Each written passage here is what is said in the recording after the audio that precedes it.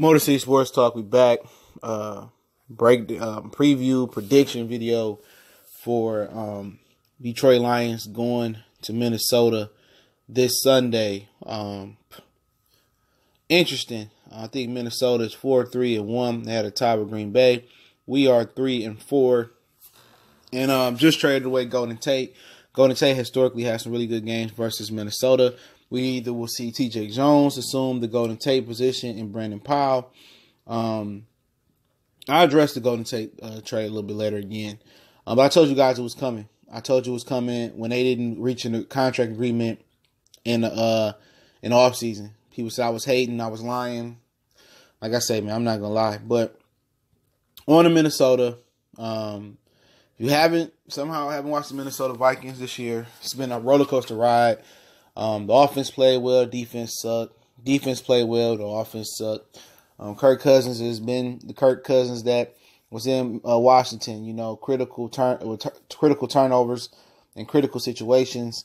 You know, Kirk Cousins up and down. Same Kirk Cousins we seen in East Lansing, Michigan State. It's nothing different. They got Everson Griffin back last week. Or Danielle Hunter, I think that's his name. The other defensive end they got. They cut Brian Robertson earlier in the offseason. Hunter, I think, is leading the league in sacks. At least he was going into last week. They lost to the Saints last week at home. We traveling there. They licking their wounds, looking for a win. We lost to Seattle last week. Dalvin Cook is still not 100% healthy. So you'd be looking at Latavius Murray, former Oakland Raider. Toting the rock. He had some good runs last week. He up and down too. Kyle Rudolph, who is probably the only tight end, that really don't kill us. You know what I'm saying? Last year we was terrible. Last few years we was terrible versus tight ends. We're a little bit better this year. And also, man, the biggest problem this week is Adam Thielen, which is one of the best receivers in the league. No matter what you say, color, size, height, speed.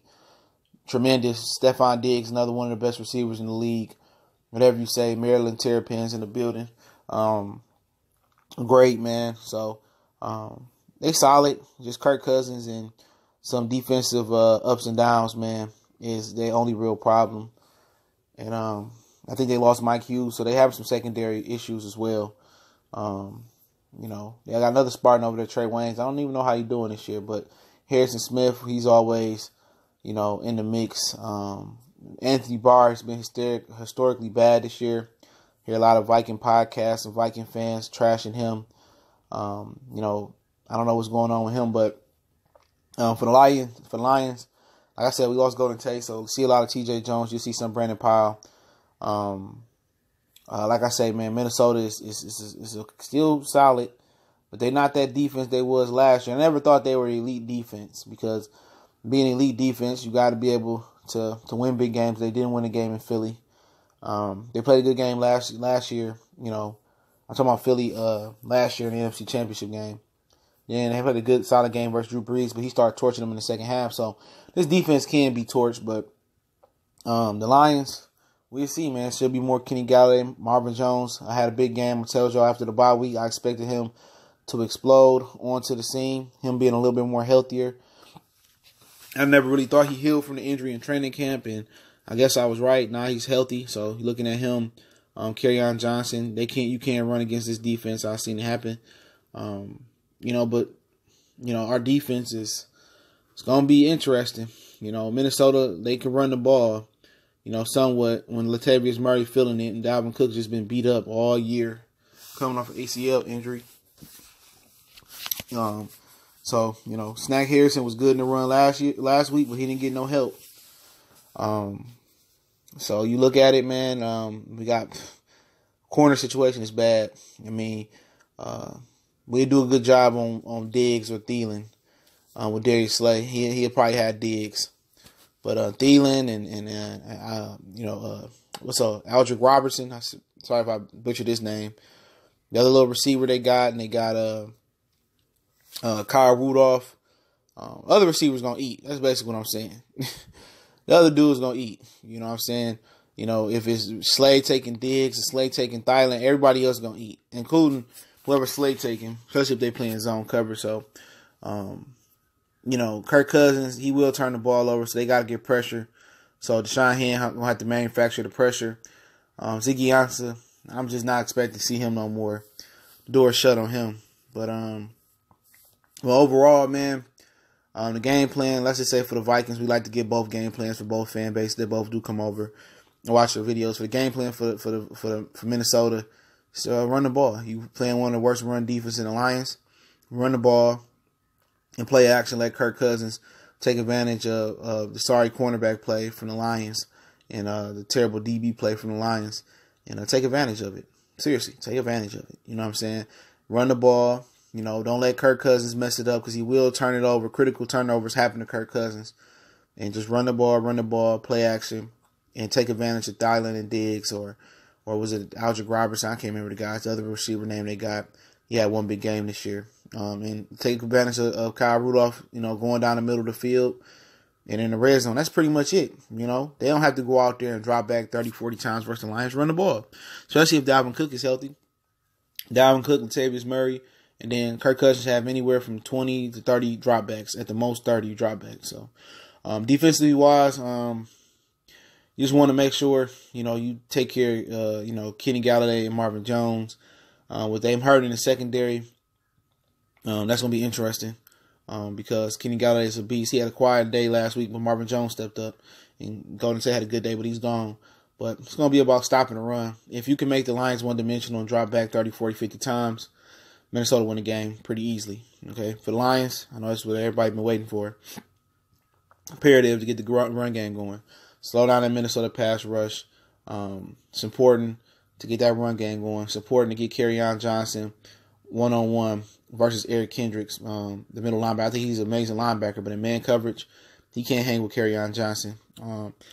It's important to run the ball. And when the Lions are balanced and running the ball and passing the ball, they win. So they have to run the ball effectively and give Stafford bigger windows to throw at. When you make Stafford think and go through the progressions too many times, he starts turning the ball over, similar to Kirk Cousins. But Stafford, like I said, Stafford had a terrible game yesterday, so they have to get back to running the ball, balancing run pass. Run pass have to be balanced because if you notice when the run game and the pass game is balanced, the Lions win. Even if they down, remember Kirk Cousins will turn you the ball over. He will just get comfortable and get loose with the ball. Defensively wise for the Lions, I think it should be zone this week. You got to jam. And maybe even take a lineman and come down and kind of chip these receivers off the line, man. The slot receivers, Thielen landing in the slot. You take a defensive end and kind of bump them, kind of come down and crack down on them and give your cornerback a better opportunity to get his hands on them.